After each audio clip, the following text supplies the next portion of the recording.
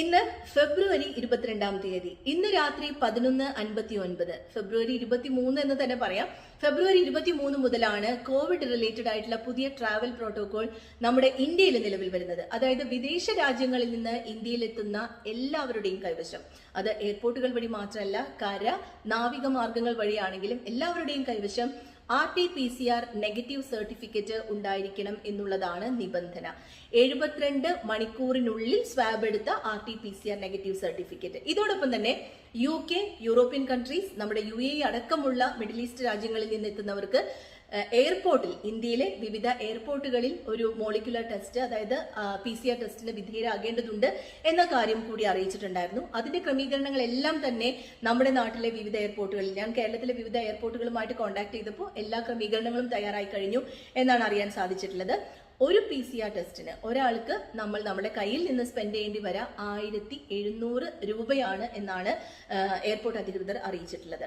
ഇതോടൊപ്പം തന്നെ നമുക്കൊരു കൺഫ്യൂഷൻ ഉണ്ടായത്, ഇവിടെ നിന്ന് നമ്മൾ പോകുന്ന സമയത്ത്, എയർ സുവിധ രജിസ്ട്രേഷൻ നടത്തുന്ന സമയത്ത് കുട്ടികൾക്ക് RT-PCR ടെസ്റ്റ് എടുക്കേണ്ടതുണ്ടോ, അവരുടെ നെഗറ്റീവ് സർട്ടിഫിക്കറ്റ് സബ്മിറ്റ് ചെയ്യേണ്ടതുണ്ടോ എന്നുള്ളൊരു ഡൗട്ട് ഉണ്ടായിരുന്നു.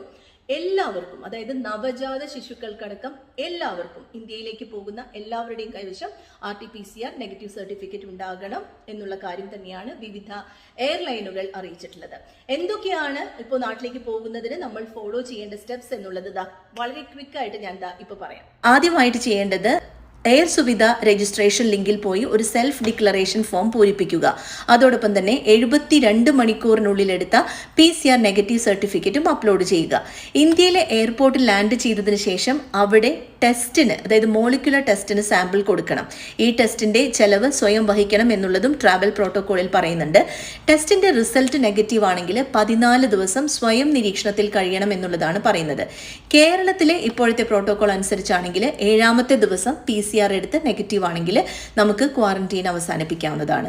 എയർപോർട്ടിൽ എടുത്ത ടെസ്റ്റിന്റെ റിസൾട്ട് പോസിറ്റീവ് ആണെങ്കിൽ നിലവിലുള്ള നിയമം അനുസരിച്ച്, അത് ഏത് സംസ്ഥാനത്തിന്റെ ആണെങ്കിലും നിലവിലുള്ള നിയമം അനുസരിച്ച് ക്വാറന്റീനും ചികിത്സയും നടത്തണമെന്നും ഇതിൽ വ്യക്തമായി പറയുന്നുണ്ട്. ഇനി കേരളത്തിലേക്ക് യാത്ര ചെയ്യുന്നവരാണെങ്കിൽ COVID-19 ജാഗ്രത എന്ന വെബ്സൈറ്റിലും പേര് രജിസ്റ്റർ ചെയ്യേണ്ടതുണ്ട്.